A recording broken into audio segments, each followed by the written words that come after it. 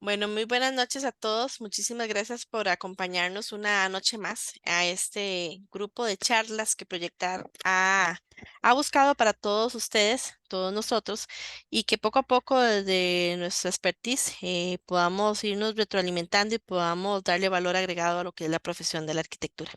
En esta ocasión, el ingeniero don Hugo Navarro nos va a dar una serie de charlas, la cual estamos llamando un seminario de construcción para arquitectos. Y don Hugo nos va a brindar 4 charlas, las cuales serán a partir de hoy con ingeniería forense, el próximo martes 5 de septiembre, construcción de estructuras de mampostería, jueves 7 de septiembre, reforzamiento de estructuras con fibra de carbono, martes 12 de septiembre, tipos de concretos y sus aplicaciones, control de calidad. Agradecemos a don Hugo por colaborarnos con estas charlas. En realidad es muy valioso para proyectar que podamos adentrarnos en estas temáticas que son tan importantes para nuestro día a día y nuestro ejercicio profesional. Don Hugo Navarro es máster en Ingeniería Estructural y es catedrático del Instituto Tecnológico de Costa Rica. Muchísimas gracias, don Hugo, por toda la colaboración. Este es su espacio. Procedemos como acabamos de indicar, a grabar la charla, la cual será difundida mediante YouTube a partir de mañana y también se descargará por WeTransfer y será compartida en el chat de Proyectar. Por favor, si tienen una consulta, realizarla al final de cada sección de las presentaciones. Don Hugo en la noche de hoy nos va a dar 3 presentaciones. Entonces, al final de cada presentación, favor generar las consultas o bien escribirlas en el chat y ahí se las estaríamos diciendo a don Hugo en su momento. Muchísimas gracias a todos por su compañía. Buenas noches. Don Hugo, este sería su espacio. Bien, buenas noches a todos. Un enorme placer. Yo le decía al colega, el arquitecto, el otro día que me contactó, que me parecía que me habían leído la mente porque yo siempre he insistido en la necesidad de que los ingenieros y los arquitectos compartamos más información. Hay mucha información que se genera, que se queda como en un stand-by, ahí, en un sitio donde ninguno le sacamos provecho. Con la experiencia que he tenido de más de 30 años como docente en el Instituto Tecnológico de Costa Rica, catedrático, y he sido director de la Escuela de Ingeniería en 2 ocasiones, en 2 periodos. También he sido profesor por mucho tiempo, más de 8 cursos en el área de estructuras y también de la maestría en Ingeniería Vial. Me corresponde dar el curso de construcción de puentes. Y siempre yo con los arquitectos con los que, a los cuales les brindo servicios de consultoría en ingeniería estructural, siempre les he eh, insistido en la necesidad, incluso siendo director de la Escuela de Ingeniería, siempre tuve la iniciativa de generar cursos para arquitectos, por ejemplo, diseño básico de elementos de concreto reforzado para arquitectos, eh, mecánica de suelos para arquitectos, es decir, una serie de cursos que siento que complementarían muy bien todo el conocimiento que ustedes tienen, que está en mi manera de verlo muy sesgado hacia la parte arquitectónica, pero por la forma en que nosotros nos desempeñamos aquí como profesionales, lo cierto es que uno incursiona en un montón de cosas más allá de todos los conceptos de arquitectura y lo demás. De manera que estoy muy contento de poder compartir con ustedes el día de hoy. Yo le lancé una serie de temas para que fueran objetos de revisión y al final escogieron 4. De manera que hoy vamos a iniciar con un tema que en mi criterio es, por lo menos para el contexto de Costa Rica, relativamente nuevo, que es el de ingeniería forense. Y yo creo que en ese tema todos de una u otra manera tenemos que ver.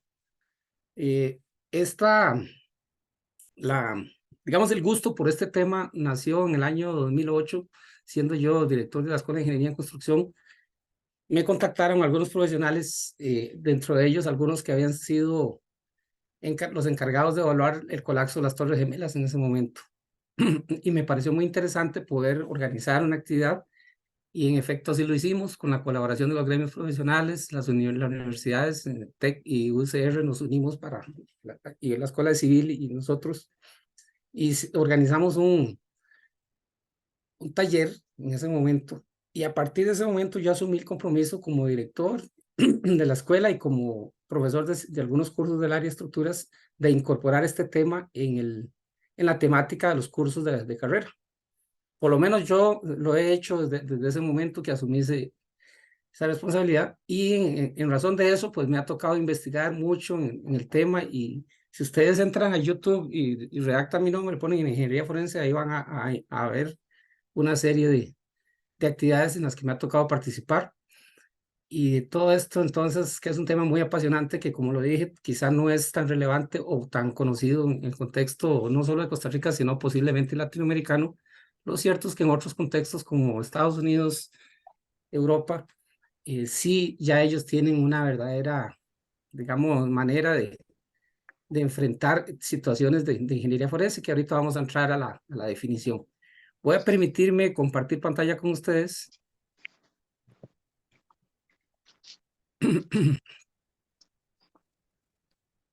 Nada más me indican cuando ya lo tenga, me indican si ya está debidamente proyectado como corresponde. ¿Ok? Por el momento no se ve como presentación, sino que se ve como, ahora sí, listo, completo. Eso. Sí, parece que es como de, vamos a ver. Ok, bien. Esta es una presentación como de herencia de los señores que nos visitaron en ese momento acá en el país. Pues yo asumí el compromiso de difundir toda esta información y por esa razón en la presentación aparece la Sociedad Americana de Ingenieros Civiles a la derecha, la Universidad de Cleveland, Cleveland State University y por supuesto el TEC y la Escuela de Ingeniería y Construcción que en ese momento pues tienen su participación.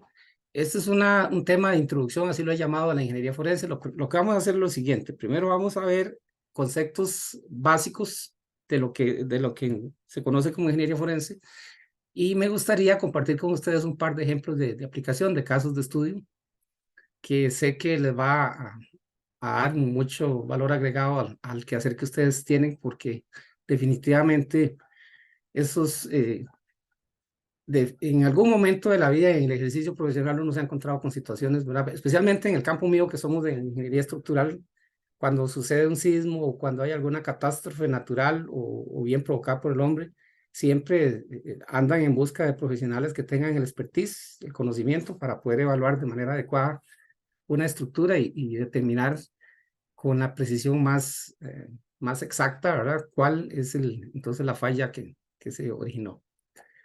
De manera que aquí estoy dando los créditos a la Sociedad Americana de Ingenieros Civiles, el Consejo Técnico de Ingeniería Forense, que se conoce con las siglas TCFE, particularmente al doctor Kenneth Carper, que es el editor del Journal para the Performance of Constructive Facilities, que es una de las revistas que el ASC, a través del Comité Técnico o el Consejo Técnico de Ingeniería Forense, pues publica regularmente. Ellos pues me dieron la autorización y yo lo que hice fue incorporarle algunos elementos de acá del país para hacerlo, como tropicalizarlo, ¿no? Bien. Entonces lo he llamado así, básicamente introducción a la ingeniería forense y corresponde al ciclo de charlas de construcción para arquitectos, es una iniciativa de Proyectar, al cual pues agradezco y con todo el gusto del mundo porque lo dije al inicio, parece que me leyeron la mente y yo ya próximo a la jubilación, pues he pensado mucho en el aporte que uno como ingeniero puede darle a los gremios, ¿verdad? Y particularmente entre los arquitectos, que sé que es un gremio muy grande en el país y que la relevancia y la importancia de la arquitectura yo creo que nunca se ha visto más evidente que en la actualidad, ¿verdad? Así es que espero que puedan sacar provecho de toda esta este ejercicio de compartir información. Les voy a rogar, por favor, que si tienen algún consulta, comentario, además lo dejemos para el final de las presentaciones. Voy a tratar de ser breve y enfatizar solo en aquellos aspectos que son relevantes para cumplir con el objetivo de la charla. ¿De acuerdo? Y ahí tienen el chat también y a través del chat, pues, lo pueden canalizar también. Ok. Vamos a ver entonces. Bueno, la ingeniería forense, inmediatamente cuando uno lee el término, lo relaciona con fallas. Y resulta que no necesariamente, ahora lo vamos a ver a partir de la definición, que no necesariamente. Aquí estoy haciendo referencia pues a la Sociedad Americana de Ingenieros Civiles y al Consejo Técnico de Ingeniería Forense, que son los, digamos que el ente rector, por lo menos en el contexto norteamericano de eh, todo este tema. ¿Qué es la ingeniería forense como tal? Es la aplicación de los principios de ingeniería a problemas legales derivados de alguna, no necesariamente falla o colapso, casi siempre lo relacionamos con eso, pero no necesariamente. Fíjense ustedes que, por ejemplo, para los efectos de ingeniería forense también se considera malpraxis, por ejemplo, cuando usted proyecta un proyecto, valga la redundancia, y estima, digamos, una duración o un costo, y resulta que el costo es 3, 4, 5 veces mayor, ellos lo consideran también como malpraxis y consecuentemente como un caso de ingeniería forense. Podemos tener fallas debido en estructuras ya construidas, debido a fenómenos naturales o bien a alguna situación de, por ejemplo, de mecánica de suelos, de geotecnia o, o alguna otra patología, llama uno, ¿verdad? Que lleve al colapso. Lo interesante del tema es que revisando el antecedente de cómo fue que se originó todo esto de la ingeniería forense, uno se da cuenta de que muchas de las estructuras que comenzaron a presentar problemas se dieron justamente en el proceso de construcción y no necesariamente cuando estaban ya construidas o en uso. Así es que eso es importante tenerlo en mente porque eso amplía el rango de acción de la ingeniería forense como ciencia y hace que entonces el contexto sea mucho más amplio y ahí surge la necesidad de que la gente se especialice en temas, así como lo hacen en legal, ¿verdad? Este, ingeniería forense, perdón, en medicina legal, e ingeniería forense también lo hacen así. También estamos relacionados con investigaciones, análisis e informes, resolución de disputas entre propietarios, entre eh, consultores, desarrolladores, divulgación de información y patologías en ingeniería.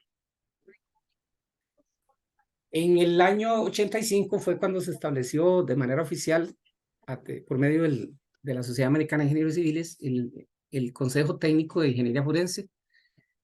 Y la razón fue que en el periodo, siempre se han dado desde que el hombre existe sobre la Tierra y comenzó a desarrollar sus actividades y a crecer, se han dado situaciones de ingeniería, de fallas, digamos, pero particularmente en el periodo entre el año 70 y el 85, fue un periodo de autoevaluación para la industria de la construcción y diseño en razón de que comenzaron a suscitarse con el desarrollo que había experimentado la construcción una serie de casos de fallas. En primera instancia se comenzaron a generar fallas en estructuras terminadas, es decir, en estructuras construidas, y ahí simplemente hago un recuento de algunas de estas fallas.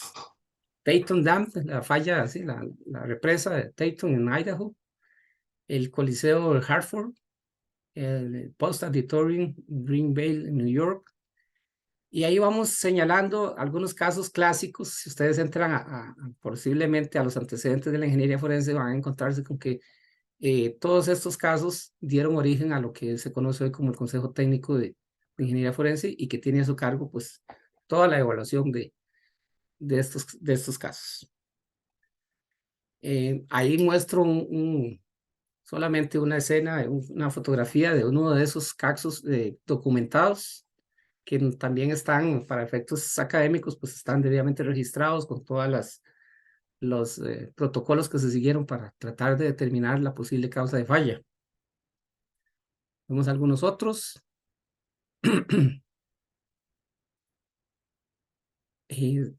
Enumerados en ese periodo de tiempo que antes he señalado. Este es un caso que particularmente cuando uno lee estos informes y ve el resultado, cuando hay pérdidas humanas, muertes, ya ahí comienza el asunto a tomar un tinte ya de preocupación para los que ejercemos en estas ramas de ingeniería y arquitectura, ¿verdad? Y por lo tanto, las lecciones aprendidas tenemos necesariamente que tomarlas para nosotros y evitar que en la medida de lo posible que ocurra. Este es un caso particular, fue un edificio que lo estaban inaugurando y esto fue en Kansas City, tenía unas pasarelas perimetrales y resulta que llevaron unos adultos mayores y resulta que fallaron unos conectores y colapsó y murieron más de 100 personas en ese momento. Y se hizo todo un análisis y se llegó a la determinación de cuál era la posible causa de falla. No hablamos necesariamente de fallas en infraestructura, en edificios, sino también en lo que son puentes. Algunas veces las fallas están estrechamente ligadas a la geometría que nosotros, por ejemplo, los puentes sesgados, la AASHTO, que es la entidad que rige el diseño de puentes, por ejemplo, la American Association of State Highway Transportation Officials, que son el ente regulador, limita, por ejemplo, el sesgo que un puente tiene que tener. Recientemente, en los sismos que se experimentaron en la zona, por ejemplo, de Chile, muchos de los puentes y pasos a desnivel y viaductos fallaron justamente por el ángulo de sesgo era superior al máximo permisible por los códigos, y también pareciera ser muy lógico, ¿verdad? Y evidente que si el ángulo de entrada del puente con respecto al eje central del río es muy sesgado, hay una tendencia del tablero a girar sobre todo cuando hay movimientos relativos de los apoyos, y eso da como resultado los colapsos que estamos viendo acá en las imágenes. Luego comenzaron a suscitarse algunos, ya no sobre estructuras terminadas, sino durante el proceso de construcción, que es un poco diferente, ¿no? Y ahí podemos señalar algunos, así como clásicos, digamos, Commonwealth Avenue en Boston en 1970, Bailey's Crossroads Apartments en Virginia, y así podemos ir señalando.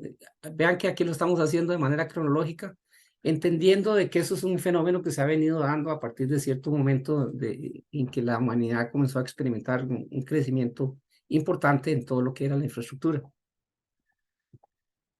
Este es un caso que vamos a ver como ejemplo hoy. Eso es uno de los casos que les voy a presentar y que tiene que ver con, miren, no nos imaginemos que una estructura colapsa solamente por una deficiencia de diseño o una deficiencia constructiva. También colapsa porque los métodos o las prácticas constructivas que utilizamos a veces se pierde de vista. Por ejemplo, lo que significa sobrecargar un entrepiso. Si estamos haciendo un edificio a varios niveles y resulta que tomamos como bodega el tercer piso porque por conveniencia es más accesible a la grúa, lo que sea, lo cierto es que ahí estamos incorporando un peso que no está considerado de ninguna manera en el diseño, y por lo tanto tenemos que tener mucho cuidado a la hora de seleccionar los procedimientos de construcción, y parte de lo que quiero revisar con ustedes en este caso específico es justamente eso, ¿verdad? ¿Qué pasó? ¿Cómo respondió el gremio profesional ante todas estas situaciones? Bueno, hubo sin duda congresos a nivel de Estados Unidos, algunos también acercamientos y encuentros, particularmente en la Universidad de Maryland en 1982, algunos institutos también involucrados comenzaron a entender más el asunto y incorporar ya protocolos de investigación y demás. Y se comenzaron a generar una serie de conferencias que se le llamaba Engineering Foundation Conferences, que la primera de ellas fue en Santa Bárbara en el 83, y ahí fue evolucionando, siempre con la idea de alertar a la gente de la necesidad de que se tomaran acciones específicas con estos casos que se venían presentando. ¿Cómo reaccionó la Sociedad Americana de Ingenieros Civiles? Bueno, hizo primero un comité de ingeniería forense en 1982, realizó encuestas a los agremiados, estableció algunos comités de divulgación de fallas, eso a partir del año 83, realizó encuestas internacionales, actividades de divulgación, así como conferencias de fallas en construcción. La primera de ellas fue en Houston en 1983. Algunas conferencias también que tendían a establecer como tema principal cómo reducir fallas en la construcción. El Consejo Técnico de Ingeniería Forense finalmente fue oficialmente establecido en 1985, y también inició en el 86 lo que se llama la revista sobre el desempeño de estructuras construidas, que también más adelantito vamos a ver algunas referencias al respecto. El comité técnico se fundó entonces básicamente estableciendo los siguientes comités técnicos: de divulgación de información de fallas, también de prácticas para reducir fallas, prácticas en ingeniería forense, educación. De hecho, parte de lo que yo les mencionaba al inicio, de que logramos incorporar en los cursos que correspondían en el plan de estudios de las carreras de ingeniería en construcción del TEC, fue justamente en los planes, en los cursos que hacía, meritaba introducir el tema de ingeniería forense, de la implementación de nuevas tecnologías y sin duda las publicaciones, que se convierten en una fuente de información muy valiosa. A lo interno del Consejo Forense, el Consejo Técnico de Ingeniería Forense, bueno, tenemos los comités administrativos, donde está el Comité de Educación y el Comité de Publicaciones, y luego están los comités técnicos, que está el Comité para la Diseminación de Fallas e Información de Fallas, el Comité de Investigaciones Forenses, el Comité de Prácticas Forenses y el Comité de Actividades Internacionales, así como el Comité de Prácticas para Reducir Fallas. Esos son los que actualmente existen y están vigentes, y si ustedes ingresan a la página en internet se van a dar cuenta toda la actividad y sobre todo las fuentes de información, registros de informes y demás que existen a la fecha. Particularmente el comité de divulgación se centra en lo que son sesiones de conferencias, simposios, congresos, giras técnicas, monogramas, productos del comité de educación, y tienen como fuente inmediata de publicación de sus hallazgos, pues la revista del desempeño de estructuras construidas. Y ahí nos lleva entonces a la definición de qué es una falla. Es una falla, es la falla en el desempeño de una estructura o un elemento de una estructura antes de lo esperado, antes de lo esperado. Eso significa que es una estructura que o bien supera los parámetros de diseño antes, durante el proceso de construcción, o bien mientras la estructura está siendo construida. Este es un caso también interesante. Este es un proceso de construcción de un edificio de 16 niveles con elementos de acero, y a ellos se les ocurrió la genial idea de ir levantando las losas postensadas que se construían en el suelo con un sistema de levantamiento y irlo llevando a los diferentes niveles. En determinado momento, y el sistema de levantamiento falló. Lo que hacían era colocar la plancha y había una serie de conectores de barras que sujetaban los sistemas a cada uno de los niveles del edificio. Y eso dio como resultado la fotografía que ustedes están viendo, ¿verdad? Un colapso total de la estructura. Vean las losas postensadas con agrietamientos producto del impacto, y vean el nivel de deterioro que experimentaron los elementos, ¿verdad? Cuando el colapso se dio. Lamentablemente en este caso hubo varios fallecidos, pero fue una falla que se produjo en el momento de la construcción. También podemos relacionar la ingeniería forense con el terrorismo, y este caso particular en Oklahoma, no sé si ustedes recuerdan, ¿verdad? Un tipo ahí le dio por hacer explosión de una bomba en el primer nivel de este edificio, y como resultado, pues lamentablemente hubo pérdidas humanas.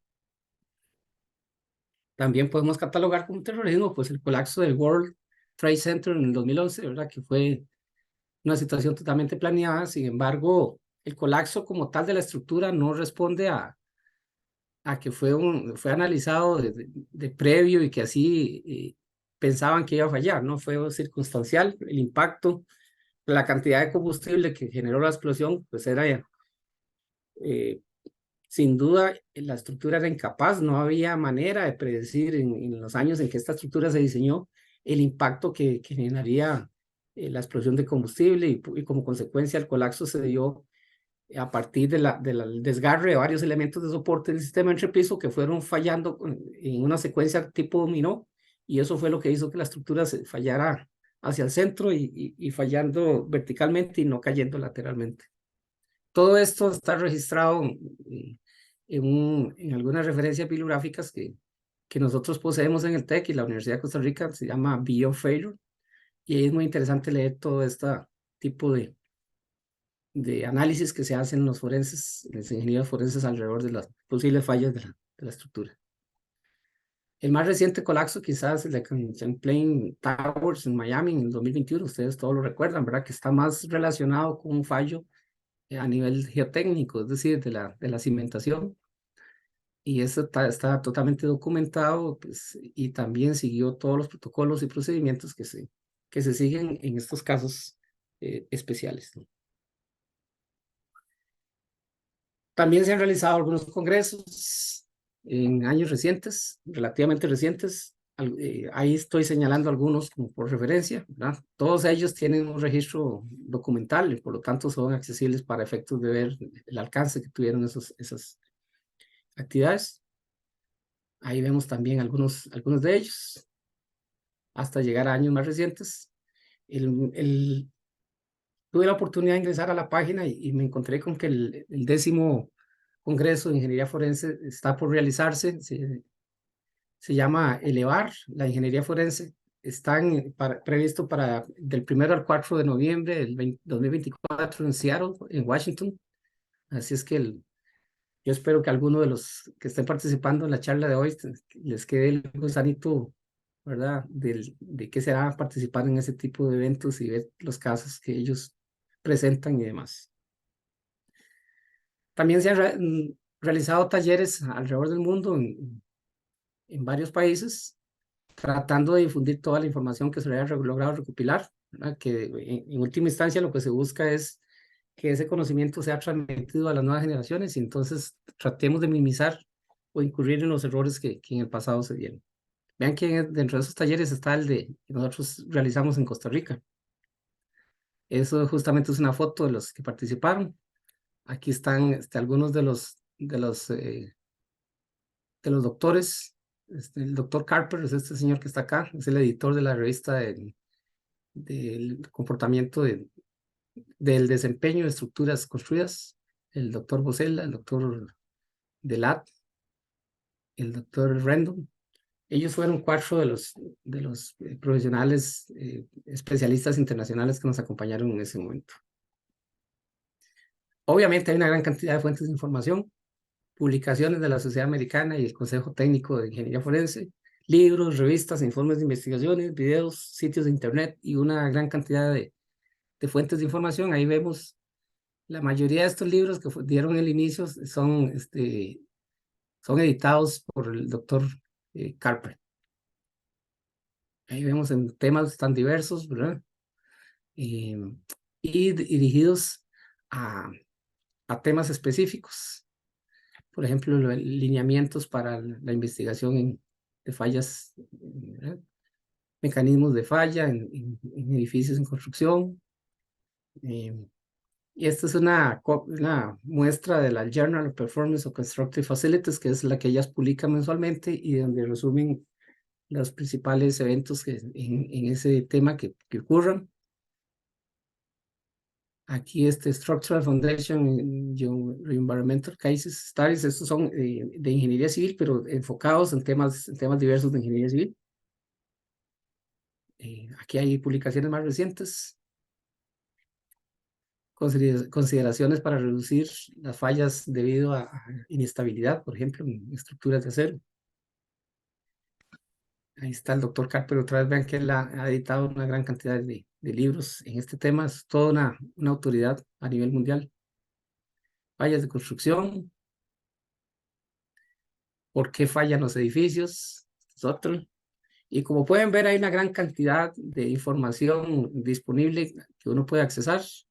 Hay resúmenes de congresos, de fallas. Como pueden ver, es una gran cantidad de información disponible, informes de investigaciones, videos, en una gran cantidad de canales de los cuales probablemente muchos estemos familiarizados, ¿no? Sitios de internet y otra gran cantidad de fuentes como lo son, por ejemplo, las publicaciones de gobierno, memorias de congresos, presentaciones en proceso, informes de sociedades profesionales, todas ellas accesibles.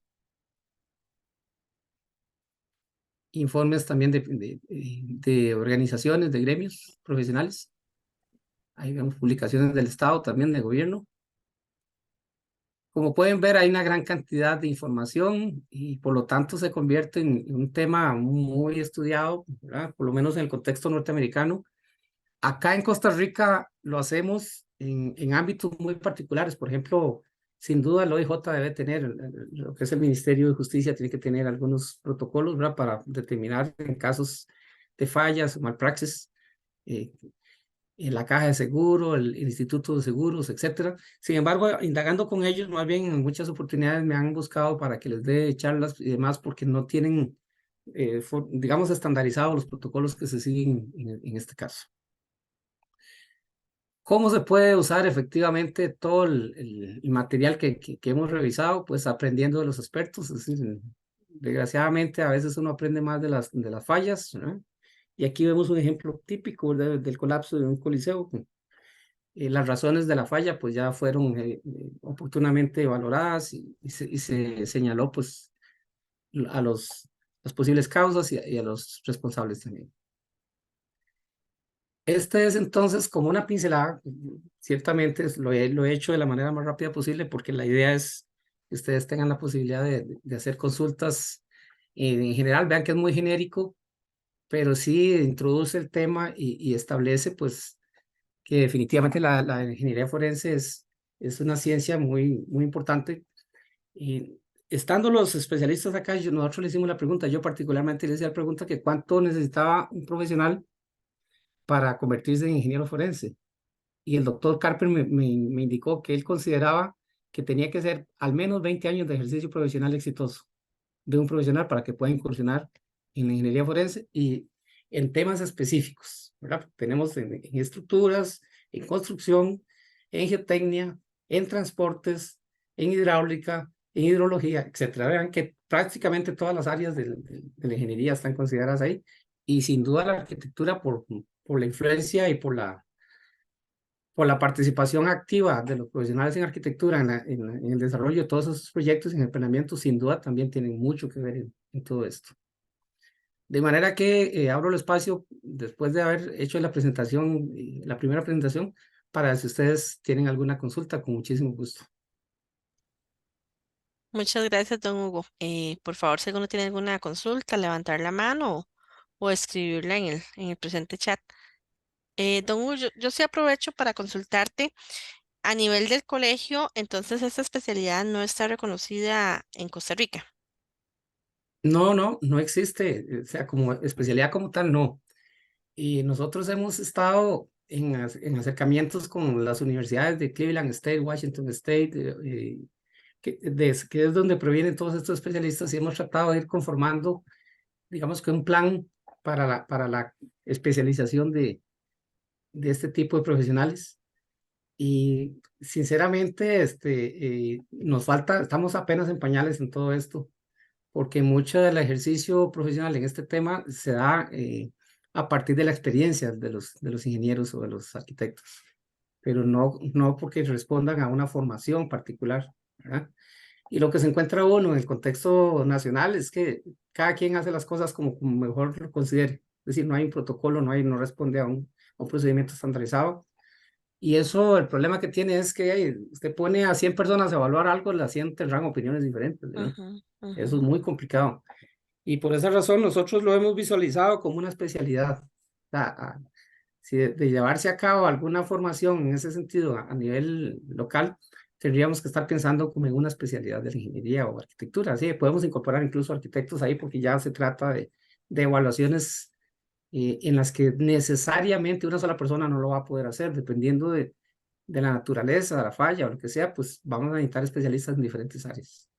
Y aparte que somos un país que tenemos muchas instituciones por las que pasan en las manos de unos u otros profesionales para la aprobación de dichos proyectos, ¿verdad? Entonces, de cuidado no hasta al tener tantas leyes, tantos protocolos, sea hasta un poco más complicado para generar algo tan rígido para darle esas aprobaciones, ¿verdad? Habría que llegar a un consenso Claro que sí. de puntos.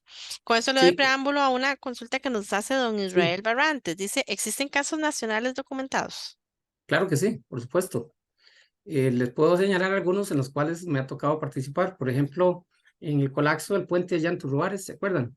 El Ujú, autobús. el del autobús. En ese Al TEC le correspondió hacer las evaluaciones de todo lo que fueron los aceros, los metales. No sé si ustedes sabían, pero el único laboratorio que tiene la infraestructura y los equipos para hacer para hacer mediciones de propiedades mecánicas de materiales, metales en general, es el TEC. Es la única universidad que lo tiene. Y consecuentemente nos correspondió, por lo menos no a mí directamente, pero sí a la Escuela de Ingeniería y Ciencias de los Materiales, de hacer las valoraciones correspondientes, y efectivamente lo que se determinó fue que en ausencia de mantenimiento del puente hubo una pérdida significativa en la sección transversal de los torones de soporte de los tensores, y eso llevó a una reducción en la capacidad del puente que se había previsto con la reducción de peso, pero bueno, en ese caso particular la gente termina confiándose en demasiado, ¿verdad? Pero sí, y hay muchos casos que yo le puedo señalar que han sido documentados, en los cuales han intervenido consultores y han generado sus dictámenes en diferentes temas, ¿verdad? Deslizamientos, temas de deslizamientos, temas de fallas de más recientes, las que tuvimos aquí en las zonas costeras, ¿verdad? Todos esos, sobre todo cuando son estructuras que cuentan con seguros, ¿verdad? Y el seguro así de buenas a primeras no va a pagar nada si no tiene la certeza de que fue exactamente lo que ocurrió, y atribuirle la responsabilidad a quien compete. Pero sí, sí, claro que sí se han dado casos particulares aquí en el país. Ok, perfecto, muchas gracias. No sé si habrá alguna otra consulta o seguimos con la siguiente presentación. ¿Ok? Bueno, La, pareciera que pri- no hay la, consultas. sí, pareciera que no hay nuevo en el chat. Eh, Siendo así, traje dos casos particulares de estudio. Uno es el Hartford Civic Center y el otro es el Commonwealth Avenue, que son dos casos interesantes. Ambos casos corresponden a fallas de edificios en el proceso de construcción. O sea, ni siquiera llegaron a ser utilizados. Entonces vamos a presentarlos. Por favor, me indican cuando ya logran tener la imagen completa.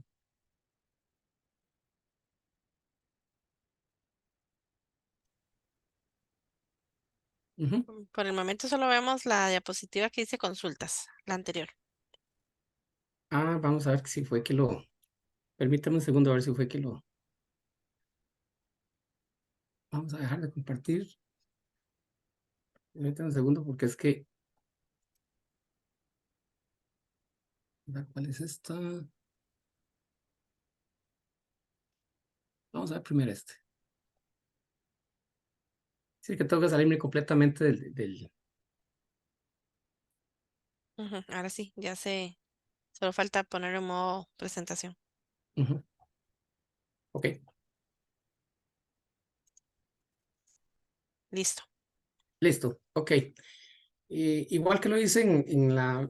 Aquí tenemos, bueno, el logo de la National Science Foundation, que son la fundación que ha venido patrocinando el desarrollo de todas estas investigaciones en casos específicos a través de las universidades en Estados Unidos y la Sociedad Americana de Ingenieros Civiles. Y por esa razón, pues, siendo esta una traducción contando con los permisos respectivos, pues estoy dando los méritos que corresponden para no incurrir en problemas. Aquí está Cleveland State University, fue el colegio de ingeniería, la escuela de ingeniería, pues la que particularmente Rachel Martin y North Dilat son los responsables del desarrollo de este caso de estudio, y pues a mí me corresponde hacer la traducción correspondiente. En cuanto al diseño y construcción, fíjense en el contexto en que nos estamos ubicando. Estamos en el año 1970. Para ese entonces se propuso un diseño innovador, dice, para una estructura tipo marco de 100 por 120 metros en planta y una altura de 25 metros. Dos capas principales de rejillas de 10 por 10 metros, separadas 7 metros entre sí. Ahorita lo vamos a ver en detalle. Y teníamos elementos de 10 metros de longitud arrastrados a la altura media utilizando miembros diagonales. Esa es una descripción. Entonces, básicamente lo que tenemos es esta estructura espacial, ¿verdad? Con una estructura, digamos, ya el sistema en general lo componen módulos, este tipo de módulo que tenemos ahí. Esta es la estructura del techo del Hartford Civic Center, por lo menos como estaban planeado. Y la restricción para controlar el beltel lo hacíamos a través de diagonales intermedios, como lo ven acá era una estructura cercha tipo pirámide. Ahí vemos una imagen en el proceso de construcción. Acá lo que se hizo fue establecer un procedimiento que permitía que todo el ensamblaje de la estructura se hicieran a nivel de piso y luego mediante un sistema de levantamiento hidráulico en cada uno de los apoyos se comenzaba a levantar la estructura hasta la posición final. Ahí vemos que se aprovechó incluso para incorporar ductos de aire acondicionado y sistemas electromecánicos, ¿no? En principio vemos, pues no vemos nada malo, ¿verdad? Digamos, en la estructura, por lo menos en la apariencia física. Vemos ahí otro detalle. Estos son los elementos de apoyo, que son 4 solamente en todo el edificio. Vemos acá entonces donde la estructura ha sido parcialmente levantada. Vean los 4 elementos de apoyo, no están necesariamente en las esquinas, no están cerca de las esquinas. ¿Ok? Y esta es una estructura espacial completa de todo el sistema. ¿Qué elementos inusuales comenzaron a darse durante el proceso de construcción? Bueno, el primero de ellos fue que 4 angulares colocados en forma de cruz, no en forma de tubo de sección I, con baja resistencia al pandeo, pero fácil de conectar. Aquí es muy importante entender, y por eso es que me gusta mucho que los arquitectos estén interesados en este tipo de aspectos. No se trata de ver solo lo estético de los elementos. O sea, a veces uno logra mejor comportamiento, mejor rigidez con configuraciones geométricas diferentes. Y entonces eso es lo que está haciendo mención acá. Dice que los angulares fueron colocados en forma de cruz, no en forma de tubo o sección I, los cuales tienen necesariamente una resistencia al pandeo mucho más baja, pero por el otro lado mucho más fácil de conectar, o sea, constructivamente es más fácil. Aquí hay que balancear, ¿verdad? Todo el desempeño del elemento versus la facilidad constructiva versus el costo, etc. Los elementos horizontales superiores no intersectan directamente las diagonales. Ahora lo vamos a ver en detalle para que ustedes vean exactamente a qué me refiero cuando dice eso. Los paneles de techo apoyados en postes cortos. La estructura se apoya en un sistema estructural tipo torre, que fueron esas 4 que vimos.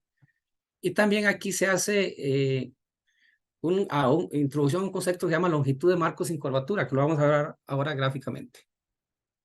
Ok, fíjense que yo aquí estoy usando 4 angulares en las mismas configuraciones geométricas. La que se usó en la construcción es la configuración que da menos rigidez en el elemento que se obtiene. A pesar de que uso los 4 angulares en, en las 3 configuraciones, fíjense que aquí tipo cruz, pero tiene la ventaja que yo puedo insertar aquí los elementos que conectan, entonces constructivamente es más sencillo. Puede que yo los coloque como están formando una sección tipo I, donde gano más inercia. Y sin duda la que más inercia y mejor desempeño, por lo menos desde el punto de vista estructural, tengo, es cuando coloco esos elementos formando una figura geométrica tipo cuadrado rectangular. Vean el contexto en que lo estoy ubicando ese proyecto. Eso fue en los años 70 y por lo tanto el uso de computadores era muy complejo. El análisis manual de una estructura entonces se dio el inicio al estado del arte del uso de software de análisis y diseño estructural. Yo siempre hago el comentario con mis estudiantes que ellos creen que por tener la última versión del software, el SAP, cualquiera que se utilice, ya son estructurales y eso no es cierto. Es decir, eso es una ayuda muy valiosa que usted tiene, pero si usted le mete basura a una computadora, basura va a tener también. Eso es un término muy usado en el argot ingenieril. A partir del análisis que se realizó, se determinó que la deflexión esperada en el centro del claro era de 33 centímetros y de 15 centímetros hacia arriba en las esquinas. Recuerden que los apoyos no están justamente en el borde, sino tienen un espacio ahí en voladizo. Aspectos de construcción. La estructura de techo se ensambló en el piso, en el suelo. Sin embargo, cuando este proceso se comenzó a dar, se comenzaron a observar deflexiones excesivas en varios de los nodos. El ingeniero fue notificado, el ingeniero que estaba a cargo de la construcción. Sin embargo, al parecer no tomó ninguna acción para corregirlo, o por lo menos no se interesó en investigar cuál era la razón. La estructura del techo se levantó mediante gatas hidráulicas hasta el nivel de sus apoyos o de los apoyos definitivos. El subcontratista tuvo dificultades para sujetar los paneles. Fíjense que en estructuras metálicas se suele dar mucho que el ensamblaje inicial se hace en el taller totalmente controlada, condiciones controladas, entonces ahí las dimensiones geométricas son prácticamente muy precisas. Si usted al trasladar esos elementos al sitio nota que hay, por ejemplo, que los pernos, no, los agujeros no coinciden o que hay pandeo en alguno de los miembros o algo así, algo está mal, algo no está coincidiendo y por lo tanto debe ser sujeto de revisión inmediata, ¿no? Se comenzaron a generar algunos patrones de deflexión inesperados también. Y entonces todo esto desencadenó el colapso, el techo colapsó bajo carga de nieve. Fíjense que en el esquema que les mostré antes, vean que es totalmente plano y por lo tanto la incidencia, la carga de nieve es importante porque la carga lo que hace es que se va acumulando y va generando un peso adicional al peso propio de la estructura como tal. Dice que el techo colapsó bajo carga de nieve a las 4:19 a.m. del 18 de enero de 1978. Hace ratillo de eso. La noche anterior el inmueble había sido preparado para un juego de básquet. Por suerte, dado la hora en que ocurrió el evento y todo, pues no hubo pérdidas humanas ni heridos. Ese fue el resultado. Fíjense la foto que vimos anteriormente, todo el ensamblaje. Ya a estas alturas, por supuesto, ya tenía todos los elementos largueros y demás del sistema de techo, pero vean cómo colapsó. Investigación. Hartford, que es la autoridad local, asignó 3 investigadores para que realizaran una evaluación de los daños. Uno de ellos fue Lev Settling Associates y el informe que ellos generaron lo entregaron ese mismo año. ¿Qué indican los señores que encargaron de la evaluación? Dice, el techo comenzó a fallar tan pronto como se completó debido a errores de diseño. Ahora van a ver por qué. Perdón, por qué hay errores de diseño. Las cargas muertas fueron subestimadas en alrededor de un 20%. Debo aclarar acá que para la época en que esta estructura se diseñó, se usaba lo que nosotros conocemos como el método de esfuerzos de trabajo. Esto es, que cuando usted diseña una estructura, hay 2 formas de hacerlo. Uno es castigando, digamos, la capacidad de los materiales y manteniendo las cargas sin alteración, o alterando las cargas y aprovechando la capacidad máxima del material. El primer caso se llama método de esfuerzos de trabajo. El segundo se llama método de resistencia, que es el que en nuestro código establece como método de diseño, el método de resistencia. El método de resistencia lo que hace es que lleva la capacidad máxima de los materiales y factoriza las cargas. ¿Qué significa factorizar las cargas? Bueno, que usted calcula cuánto pesa un edificio y eso sufre un incremento. Eso se llama combinación de cargas. Y cada una de las cargas, dependiendo de su naturaleza, tiene un factor de incremento diferente. Por ejemplo, la carga muerta, que nosotros llamamos el peso propio, como es más fácil de determinar, el coeficiente es un 20%. Las cargas vivas, que son las cargas dinámicas del uso del edificio, ahí también van a tener un componente diferente. En este caso es 1.4, es decir, un 40% y así sucesivamente. Lo cierto es que las cargas muertas o el peso propio de la estructura fueron subestimadas en alrededor de un 20%. ¿Por qué se da esto? Porque hay una tendencia, por lo menos en ese momento, ahora el software de análisis le permite a uno cuantificar, dependiendo del elemento que esté usando, cuánto pesa y lo incorpora al peso propio de la estructura. En ese momento, ciertamente eso no existía. Y entonces, todas las placas de conexión, los pernos y todo eso, no había manera de considerarlos a menos que se hiciera una valoración una vez que la estructura estuviera ya diseñada, para ver qué tanto había incrementado el peso propio de los elementos, ¿verdad? Se señalaron 3 errores de diseño: los elementos en compresión de la sección superior de la estructura.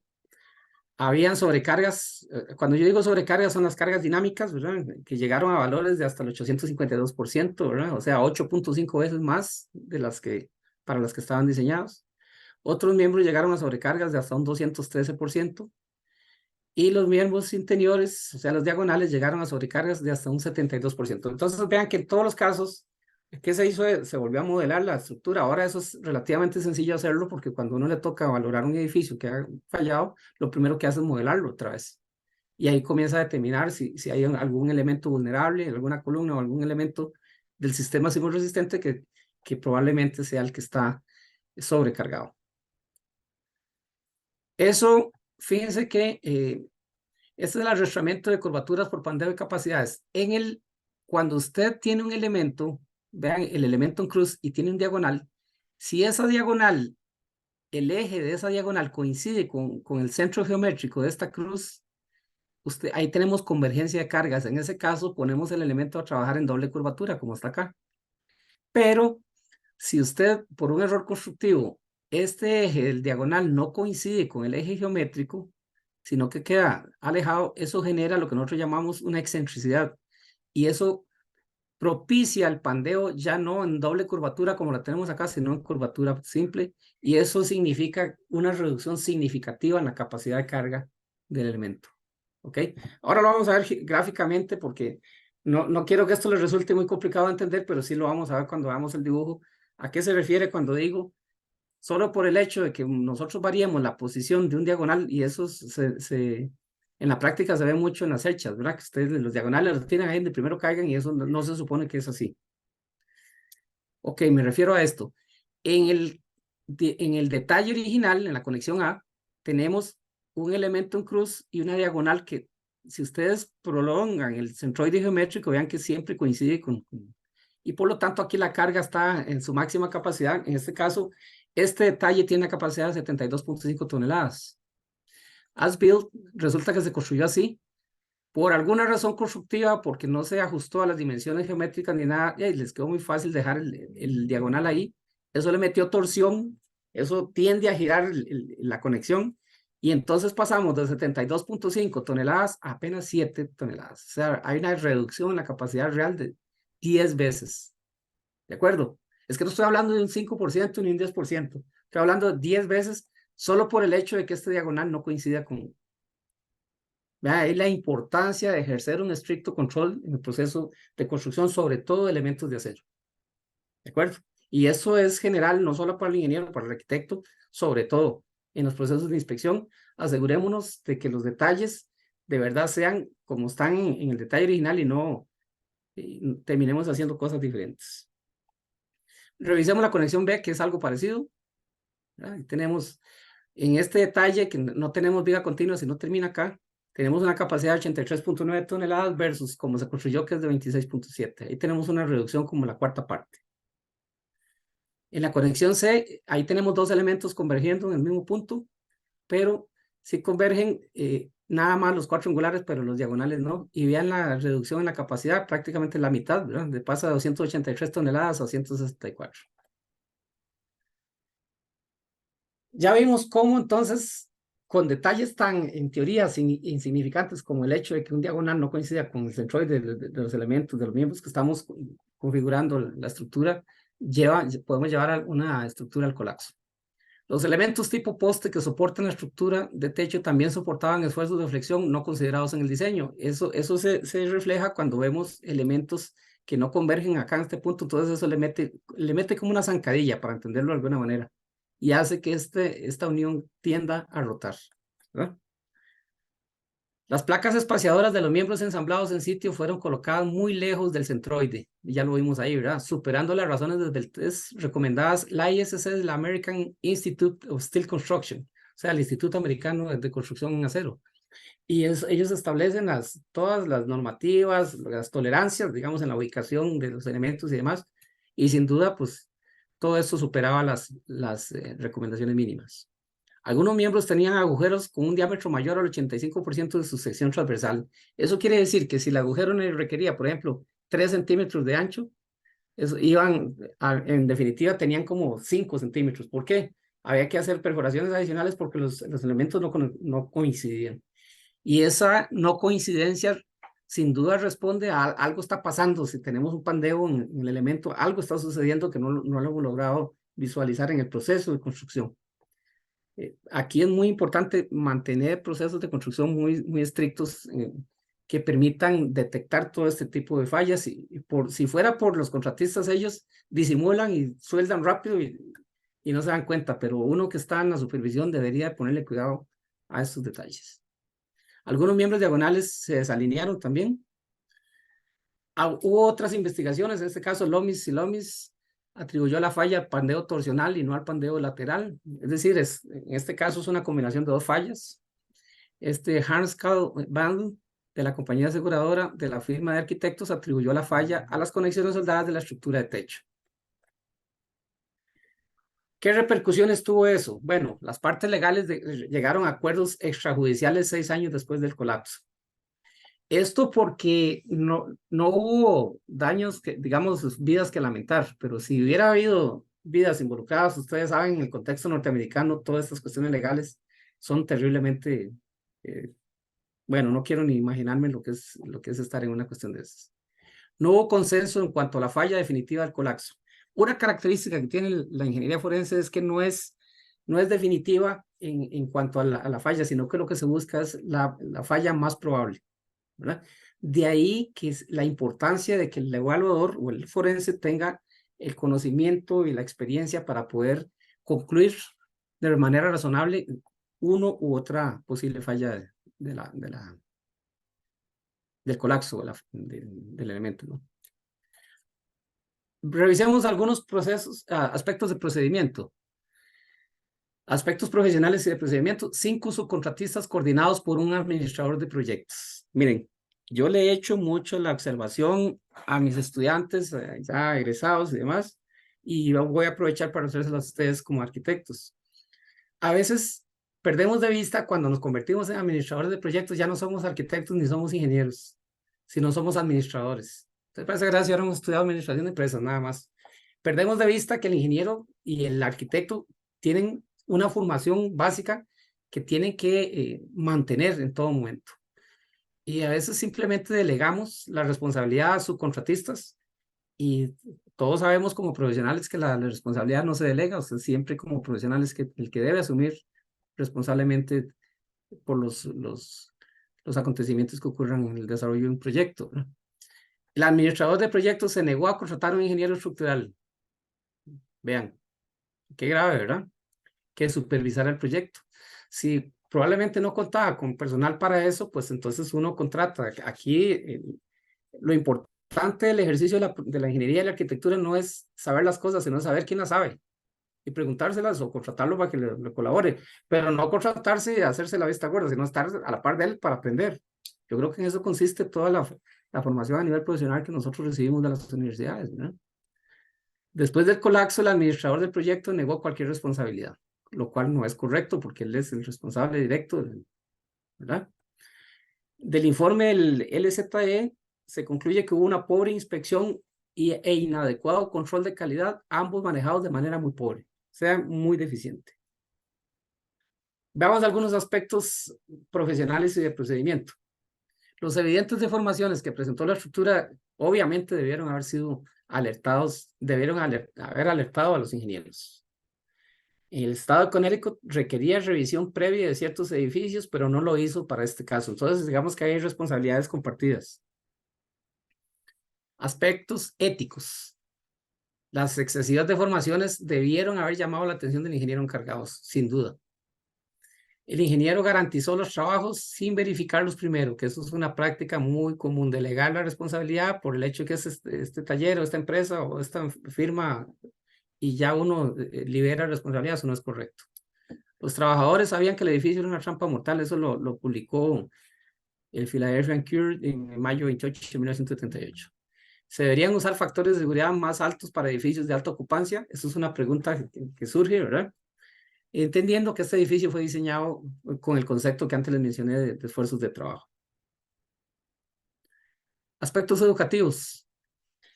La necesidad de verificar los resultados del análisis de una computadora y no tomarlo ciegamente por el hecho de que ya salió de la última versión de tal, ya ahí tengo todo resuelto, eso no es cierto. Uno debe siempre verificar los cálculos con cálculos manuales. Revisar las condiciones de arrastramiento y supuestos asumidos que prevengan la resistencia al pandeo. Un concepto básico, ¿verdad? Que todos los dominamos a nivel de arquitectura e ingeniería, que es el momento de inercia de una sección. Obviamente, usted trata de sacar el máximo provecho de una sección a partir de utilizar la configuración que mayor rigidez o mayor resistencia le aporte al elemento. Conclusiones. Bueno, primero que los resultados de la computadora deben ser verificados. Luego, hay una necesidad evidente de una estricta inspección de campo, que por lo que se ve no se dio en este caso. Las deflexiones inesperadas tienen que tener una explicación y también evitar confusiones en relación con la responsabilidad que asuma cada parte involucrada en el proyecto. Bueno, hay algunas referencias del doctor Delat y otros colaboradores, ¿verdad? Así es que vean ustedes lo interesante que resulta, uno pensaría que es la falla de algún elemento muy grande o algo así, y resulta que es una conexión, ¿verdad? Un concepto, aplicar un concepto mal supuesto, un supuesto, ¿verdad? Una modelación equivocada, eso da como resultado el colapso de una estructura de esa magnitud, ¿verdad? Y conozco muchos casos porque me ha tocado, por suerte, evaluar muchísimos, en donde, por ejemplo, la falla de una losa se atribuye a que una silleta, en vez de tener 5 centímetros de altura, tenía 8. Y eso hizo que el acero estuviera en una posición tal donde la capacidad de la sección era 5 veces más baja que que requería. Y vean ustedes ¿por qué usaron la silleta de 5 en vez de 8? Tal vez porque no la tenían, pero entonces eso no entender.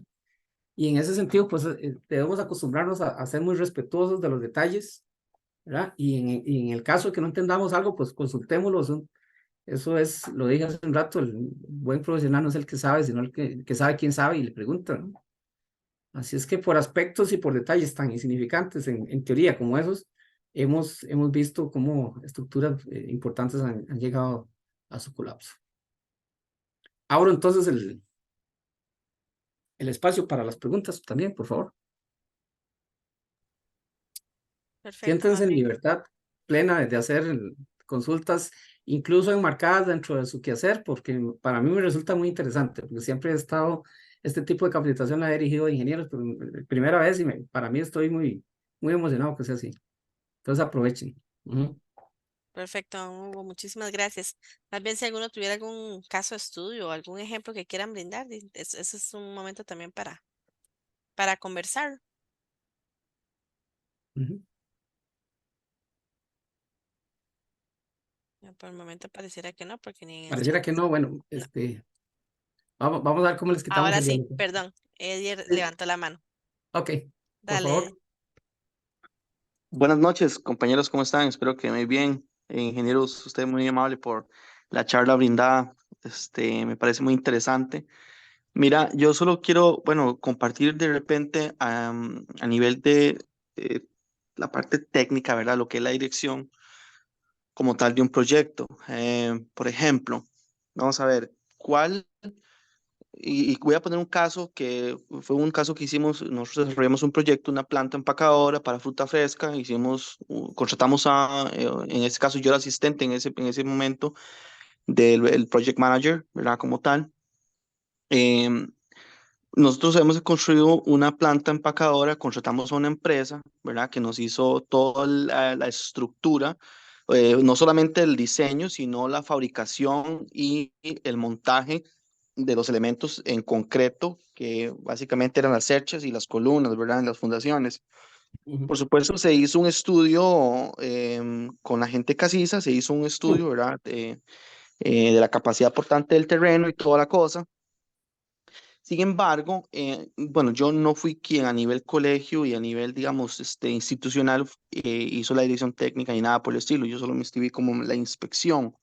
Entonces, a nivel, porque obviamente es un equipo de trabajo, ¿verdad? Nosotros contratamos, o sea, más bien en este caso sí, contratamos a una empresa, ¿verdad? Que era la que hizo el diseño estructural, que fabricó los elementos y quien hizo el montaje, ¿verdad? Tipo llave de mano. Entonces, a mí, digamos, me genera más que todo así, tal vez si alguno de ustedes me aclara, como la responsabilidad que tiene un director técnico en este caso. En este caso fue un arquitecto, ¿verdad? Él no tiene la formación de ingeniero civil o estructural, lo que fuera, ¿verdad? Para poder, digamos que en este caso, certificar que la estructura, que el diseño, la revisión del diseño y hasta donde no se subcontrató otro ingeniero civil o un estructural para poder revisar el diseño de esta empresa. Entonces, en ningún momento ese ingeniero estructural que hizo el diseño y se llevaron las memorias de cálculo, ¿verdad? Y toda la parte estructural, nunca o sea, firmó en ningún lado, ¿verdad? Porque las estructuras más pesadas que tenemos ahí son unas cerchas de 34 metros, en un peralte tiene más o menos como 2,5 metros. En síntesis, la cercha pesa 20 toneladas. Entonces, que el vano es de 34 metros entre columna y columna, ¿verdad? Entonces, obviamente es una estructura bastante importante, ¿verdad? Es una nave como tal, bien robusta, pero mi pregunta más va que todo, digamos, por la experiencia tal vez que ustedes tengan, ¿cómo es que opera a nivel jurídico o más que todo la responsabilidad, en este caso civil, que tiene un director técnico que no tiene esa competencia y que se subcontrata a una empresa donde la empresa tiene su propio diseñador estructural y eso implica, digamos, una responsabilidad, por supuesto, del diseño, pero no se está colocando dentro de lo que por decir una cosa, ¿verdad? El registro que se hace en el CEFIA. Entonces, más o menos por ahí anda más o menos mi pregunta, o sea, la responsabilidad, ¿quién realmente la tiene ahí? Si el estructural en ese caso, a nivel jurídico, tiene alguna responsabilidad finalmente. Ok, gracias, Edier, por la pregunta. Si vieran que esta pregunta es muy recurrente, me la hacen muy a menudo. En definitiva, el que puso la firmita ahí en el plano, ese es en primera instancia el primer responsable, ¿no? ¿Cómo es que debiera de funcionar esto para que el asunto no presente las dificultades que se generan en el momento en que tenga que enfrentar uno una situación de esas, que uno no quisiera que suceda, pero sucede, ¿no? Aprovecho para darle un saludo a don Gerardo Díaz, que ya se nos integró. Entonces, un gusto, lo veo por ahí. Les decía que la responsabilidad, ¿cuál, qué es lo que recomiendo yo que se haga en estos casos? Bueno, que en el equipo de trabajo, el equipo técnico del proyecto, aparezca el profesional responsable del área estructural. Así que entonces ustedes ven los planos generales que vienen el responsable arquitectónico, responsable mecánico, responsable eléctrico y en la parte estructural, ¿verdad? Y si son obras que requieren, por ejemplo, gaviones o pilotes o alguna situación que tenga que ver con geotecnia, pues eh, evidentemente ahí debería quedar registrado el profesional. La memoria cálculo es uno de los respaldos que se tienen, ¿verdad? Y efectivamente la responsabilidad no se puede eludir de los diferentes profesionales que participen en el desarrollo de un proyecto, tanto a nivel de diseño como a nivel de construcción. Una, un aspecto que yo he visto que a veces, yo no sé si es por el costo o por qué será, que contratan al estructural, digamos, el caso específico estructural pudo haber sido cualquier otra especialidad, ¿no? Me refiero a esta, quizá por la que mejor conozco, para el diseño y demás, ejecución de planos y todo, pero en el proceso de inspección lo asume otra persona y me parece que eso es un error. Debiera de ser la misma persona porque es lo lógico, porque él es el que tuvo en su mente cómo fue que concibió el modelo que está utilizando para el diseño de la estructura y como tal, pues es el que debiera saber cómo se comporta y cualquier otra variación. Yo no he hecho un proyecto en casi 40 años de ejercer la profesión en el que no se hayan generado cambios. Siempre hay cambios, siempre. Y sobre todo, los planos son simplemente una referencia en principio, pero hay una gran cantidad de planos de taller que uno genera. De las cosas que yo más he disfrutado en el ejercicio de la ingeniería es cuando termino un proyecto y siempre guardo algunos están bolsas de cemento, he hecho detalles, los guardo ahí. Ahora es más fácil porque uno tiene registro, ¿verdad? Fotográfico y de videos y demás, pero en proyectos más viejos, digamos de 30 años, siempre tuve esa costumbre de registrar y es interesantísimo cómo ver elementos, detalles que nunca aparecieron en planos, pero durante la ejecución de la obra hubo necesidad de sentarse, revisarlo y planificarlo y generar lo que nosotros valoramos mucho, los ingenieros de construcción valoramos mucho los planos de taller, los que yo llamo planos de taller, que eso no aparece en los planos constructivos. O sea, va mucho más allá porque entra ya en la particularidad de un detalle que tiene que ver ya propiamente con la ejecución de la obra. De manera que no se puede eludir la responsabilidad, solo que se van dando jerarquías, ¿verdad? Pasa uno y después ya cuando se entra en un proceso se van buscando.